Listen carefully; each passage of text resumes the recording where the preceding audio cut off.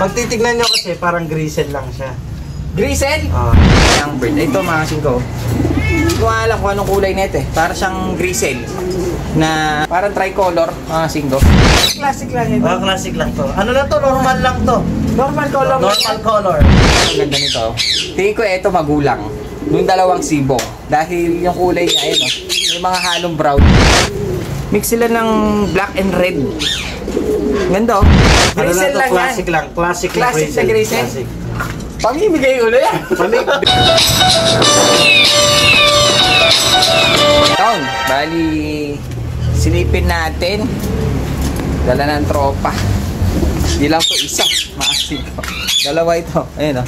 Dalawang training box. Dala ng tropa pips natin. Galing siyang Kapas. Tarlac. Maasig ko. Bali ang, kung hindi ako nagkakamali, nasa 25 ang kanyang dinala. Halo-halo to. Bali, may mga sibong pa nga ako nakakita. Tapos may mga matatanda, may off-color, may classic, halo-halo, 25 piraso. Dala ng tropa pips natin galing Kapas, Tarlac. Siko. So, ayan, bali, sisilipin natin kung ano yung mga itsura nila. Sayang nga, nakalimutan kong videoan si Kuya. Eto, kaya niya ina-out mga siko dahil daw nauubos ng pusa ata. Kasi meron siyang pinakita mga picture sa akin. Nandito pa kayo mga balay-balhibo. Parang hindi niya pa nailabas yung katawan, mga siko, kinakain ng mga pusa. Kaya nawawalan siya ng gana, ginagawa niya. Nagbabawas na lang mga siko. Dahil nga, pag natikman na ng pusa, yung mga kalapating nakakulong doon mga siko, babalik-balikan yun dahil masarap ang kalapate. Lalo na yung mga daga. Pag nakatikim na isa, talagang minsan araw-araw. Si Paring Brairo nga, halos nasa 30 mahigit nung inubos ng pusa. Para siko ngayon, eto, nakasurvive. Nakasurvive to dun sa mga pusa na kumakain ng kalapate. Hindi yata niya mahuli-huli, kaya gagawin natin. Yung mga binagsak ni Kuya, pipili lang siguro tayo. Tingnan lang natin yung mga ilang piraso para masulyapan nyo lang kung anong itsura ng mga dala ni Kuya. Tapos, pwede na natin ilabas sa pwesto para naman magkaroon ng laman ng bago yung ating mga kulungan doon sa pwesto, mga kasing ko, para yung mga kalapatids natin, araw-araw may nakikita na bago, mga kasing ko. Yung iba, pag pumupunta dito, minsan wala na naaabutan. Parang nadidismaya, mga kasing. Dahil kasi dito, mga kasing ko, pagka video natin, talagang nilalabas ko na lahat. Parang ganito. Nilalabas ko na siya, hindi siya pwedeng pumondo dito dahil kakain siya ng kakain sa akin. Kailangan, nakakapag-out din tayo dahil yung mga binabagsak ng mga tropa pips natin, mga kasing ko, minsan araw-araw din, minsan marami rin. Kaya kailangan, may papasok, may ilalabas. Kada video, ilalabas. Tapos, yung bagong pasok, bibidyohan natin, ilalabas ulit. Parang ganun lang, mga kasing ko. Hindi po tayo nagtatago ng mga kalapati dito. Bali, ito, bibidyohan natin, tapos, ilalabas. Para mabawasan, napakarami ito, patutukain ito. 2 kilo siguro to sa isang araw. So yan mga kasing ko, bali ngayong araw na to, sisilipin natin yung, meron pala akong, ba't nandito ka? May bisita pala tayo mga kasing ko. Si John Lloyd! Anong ginagawa mo dito sa loob ko? Ha? Hindi, titignan kasi ako kasi yung ibon natin dito, hindi ko alam kung anong kulay. Hanggang ngayon lumalaki na, hindi ko pa alam kulay. May tropa ka pala. Kasama ni, tropa, taga-san ka? San Clemente po. San Clemente, napakalaga. Shoutout sa mga LA! LA pala, LA. Ha? Ano LA? Los Angeles City. So ayan, bali, eto kasi, tagal ko nang binibidyohan mula inakay hanggang medyo nagmamatured na siya. Hindi ko pa rin alam kung anong kulay. Ang tagal mo hindi ka nagpapakita dito Busy ako, pre. Busy ka talaga? Sabay, busy ka talaga to Marami kasi ano to Business. Paperwork. Homework.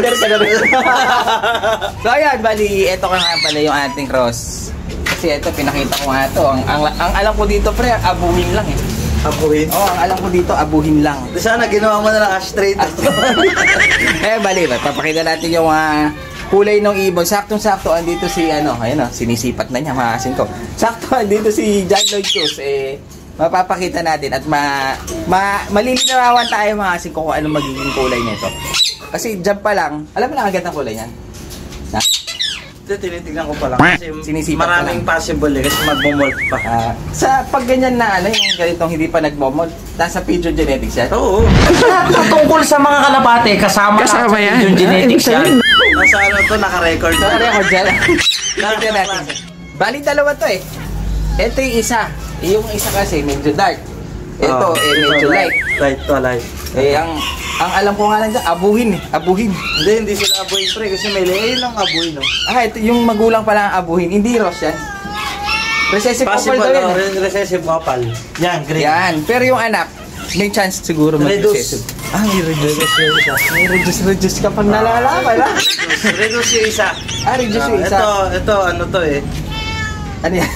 Kasi ito, Tignan natin. tulad nito, kasi pagka titignan nyo guys, Sige, medyo mainit lang eh. Pag titignan nyo kasi, parang grisel lang siya. Grisel? Grisel. Tingnan. Oo nga na eh. Kasi may mga grisel ka pa ba? Na? Wala na. Wala na akong Yung grisel mga eh. griseles natin, wala na. Wala na diba? tayong griseles eh. Ito, Alam mo naman, medyo nag-update tayo kaso. sa mga old na katulad ng mga nag-pigeon genetics. Ano lang to? Ano lang yan? Reduce. Reduce lang yan? Ano lang to? Ito ay classic na griseles lang. Classic lang yan. Classic lang to. Ano lang to? Normal lang to. Normal color. Normal color. Pinagmamalaki ko pa naman, kala ko rare. Normal lang yan.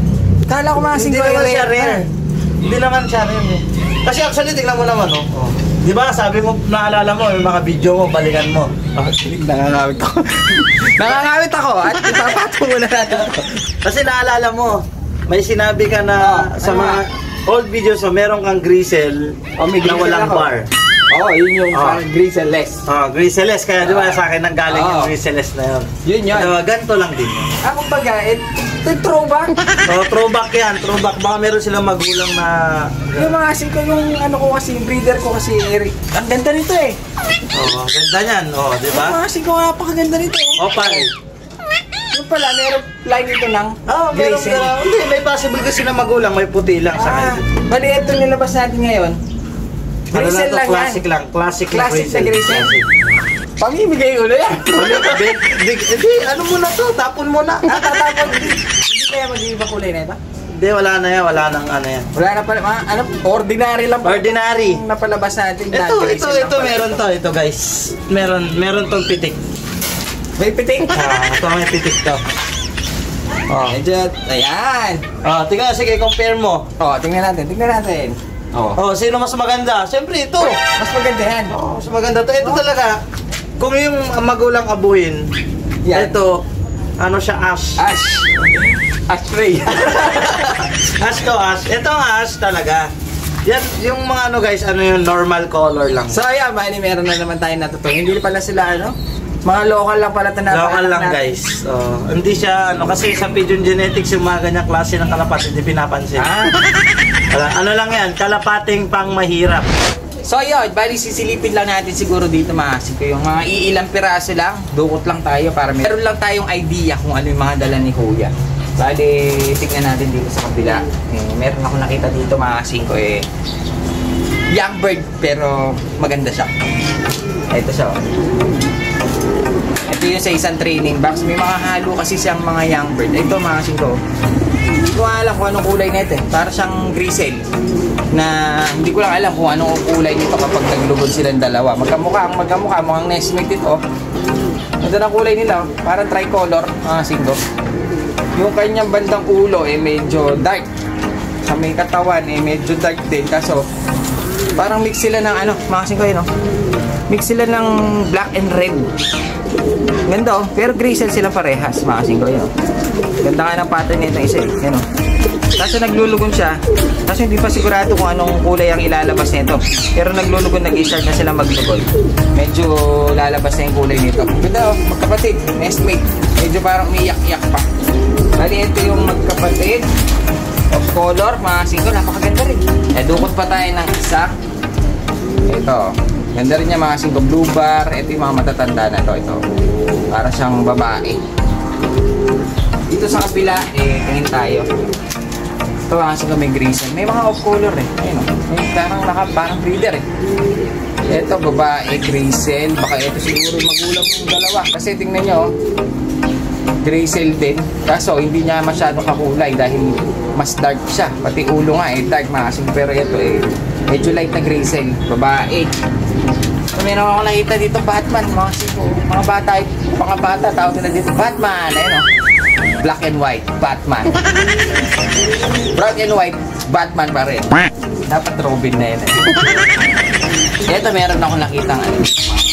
Sa 25 mga siko yung alaga ni Kuya. Napakarami. Ito yung mga itim mo. Ganda rin, no? Ito, pure black. Ito naman, yung halong puti. Mga siko yan. Dalawa. Ito mga siko. Meron tayo dito parang Batman na rin. Black check. Pero yung mga white. Ngayon, huliin na natin itong isang. Dahil nakikisabay yung ating mga ringneck. Pag nagsasalita ako, nag-iingay sila. Pero pag lahat tayo nagsasalita, mas lalo sila nag-iingay mga siko. Kaya, last na natin to, yung ating, ito, ganda nito. Tingin ko ito magulang. Yung dalawang sibong. Dahil yung kulay niya, ayun, no? May mga halong brown. Ayun, no? May mga halong brown siya, eh. Ayun, no? Tingin ko ganito magiging kulay ng dalawang young bird. Medyo dark siya, pero gray cell. Tingin ko baka ito ang magulang niya. Hindi ko lang alam kung saan dito yung parents na isa. Pero tingin ko ito, dito sila galing. Kasi medyo mas malapit sila eh. Ayun, medyo mas malapit eh. Oh, di ba? So ayan, bali, ito na muna yung pakita natin. Ito parang kaki ito, mga siko. Ang ganda niya, oh. Tricolor siya. Hindi kaya mosaic ito. Ayun, oh. Pero gray cell pa rin, oh. White, black, and red. Tricolor. Huwag yung mulaan. Alam niyo sa expert.